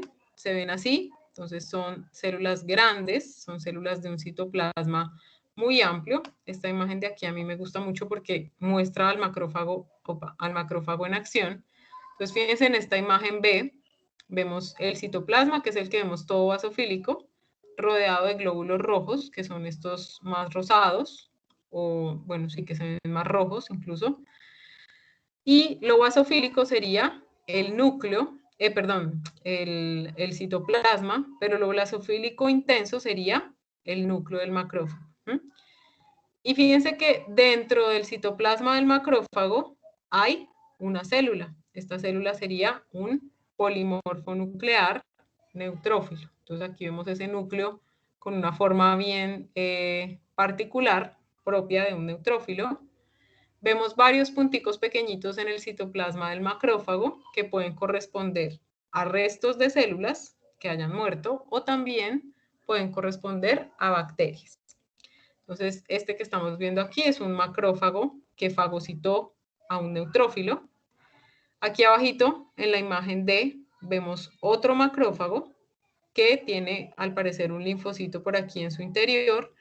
Tiene una serie de vacuolas, posiblemente moco, y tiene varios puntos pequeñitos en su citoplasma. Entonces, eso puede corresponder a bacterias, a restos de células que ya está desintegrando en su interior.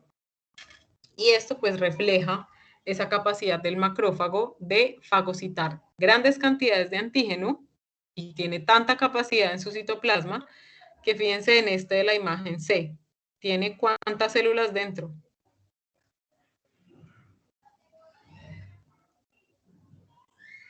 ¿Cuántos núcleos debe tener un macrófago? 1, 2, 3.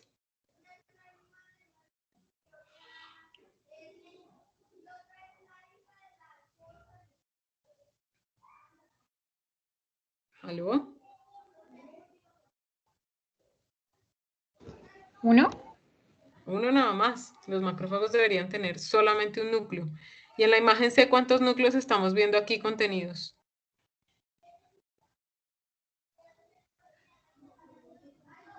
Uno, dos, tres y 4 núcleos.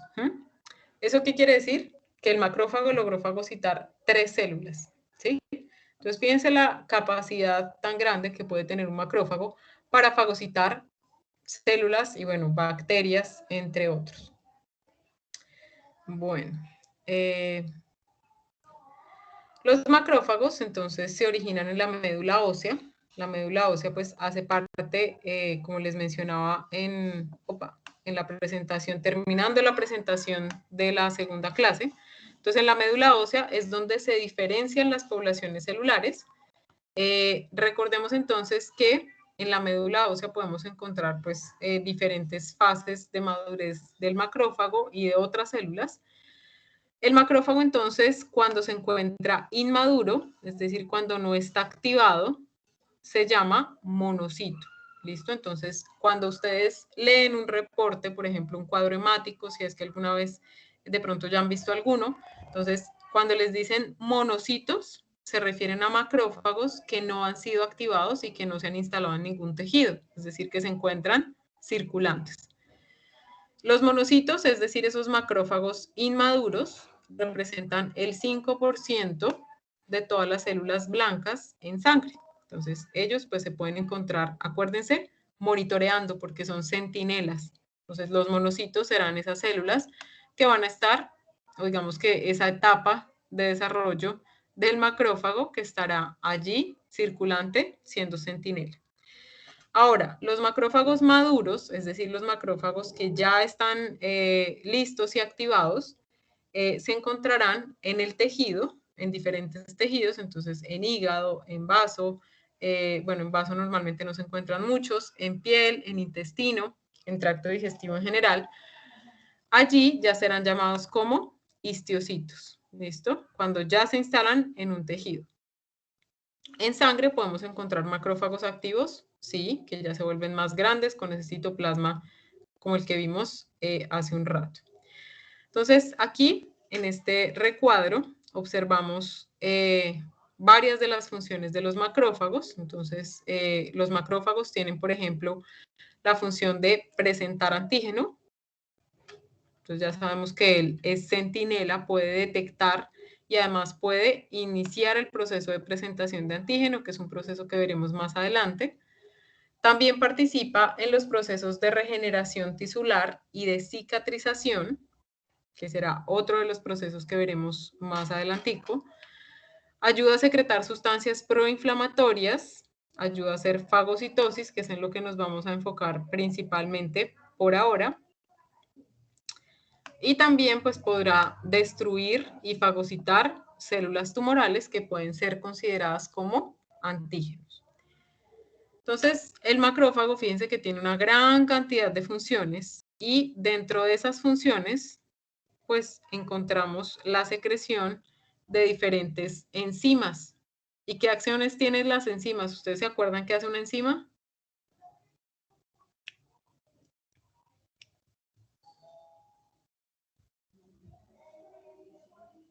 ¿Degrada o qué hace una enzima? Sí, profe, ayuda a degradar y Ayuda en la hace degradación. que sea mucho más rápido. Entonces, todas esas enzimas que produce el macrófago van a ayudarle justamente a destruir a ese antígeno que ingresa, ¿vale? Entonces, esto hará parte de las funciones del macrófago. Ahora, hay otras células que también tienen esa función de centinela, que ya mencionábamos hace un ratico. Entonces, esas son las llamadas células dendríticas. Entonces, las células dendríticas, como les decía hace un rato, pues ellas ayudan en el monitoreamiento, en el seguimiento y digamos que en la vigilancia de todo el organismo. Ellas, una vez detectan al antígeno, van a ser capaces de activar la respuesta inmune innata. ¿Listo? ¿Qué particularidad tienen las células dendríticas si hablamos de morfología? Tienen dendritas, ¿no? Tienen prolongaciones desde el citoplasma. Entonces, las células dendríticas tienen prolongaciones desde el citoplasma y esas prolongaciones del citoplasma, ¿qué le permiten?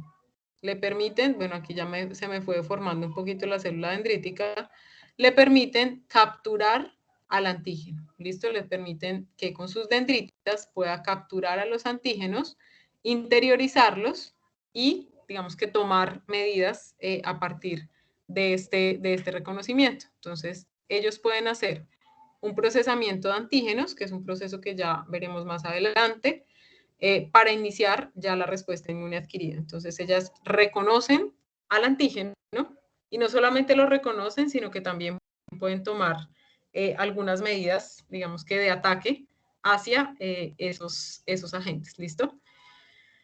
Y también pues, son capaces de regular esas dos formas de la respuesta inmune. Entonces, respuesta inmune innata y respuesta inmune adquirida. Entonces, fíjense que acá nos dan dos funciones bien importantes de las células dendríticas. Activar la respuesta inmune innata y procesar los antígenos para iniciar la respuesta inmune adquirida. Entonces, las células dendríticas son determinantes para el inicio de este proceso de paso, de respuesta inmune innata a respuesta inmune adquirida. Aquí, entonces, más o menos a lo que me refiero es que, bueno, la célula dendrítica captura el antígeno que encuentre por allí suelto. Entonces, aquí en este caso, pues, dice que es un intruso. Y lo que hace la célula dendrítica, pues, es capturar al antígeno, lo desintegra, entonces lo puede fragmentar, y posteriormente toma un fragmento de ese antígeno, que es algo que es un proceso que ya veremos la próxima semana, toma un fragmento del antígeno y lo expone en su superficie, ¿listo? Entonces se lo muestra a las células T para que las células T puedan eliminar, acuérdense que les hablé de las células CD8, que son las células citotóxicas, entonces ellas podrán tomar acciones y eliminar al antígeno, ¿listo? Entonces, hoy aquí me quedaron en desorden. Lo primero que ella hace es detectar el antígeno, después lo interioriza, lo destruye, lo fragmenta y posteriormente se lo presenta a una célula T. Entonces, este sería el paso 1, no sé por qué se me desorganizaron, perdón. Este sería el paso 2 y el paso 3 en la acción de la célula dendrítica sería presentárselo a un linfocito T ya para iniciar esa respuesta inmune adquirida, ¿vale? Bueno, ¿cómo vamos hasta aquí? ¿Alguna duda, alguna pregunta, muchachos? ¿O todo claro por ahora?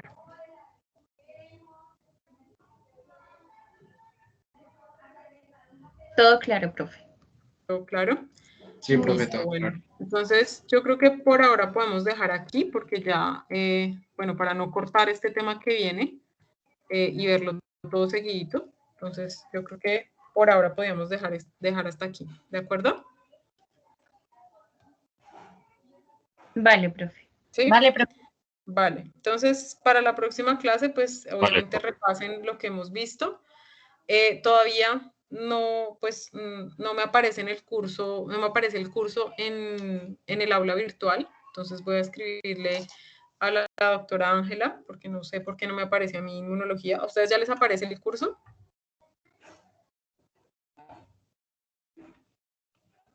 Profe, pues no sé, a mí me aparece es infectología como tal. Sí, profe, a mí también me pasa lo mismo que Wendy. Infectología, pero no, sí, es que a mí también debería aparecerme, pero no me aparece el módulo ni nada, no me aparece.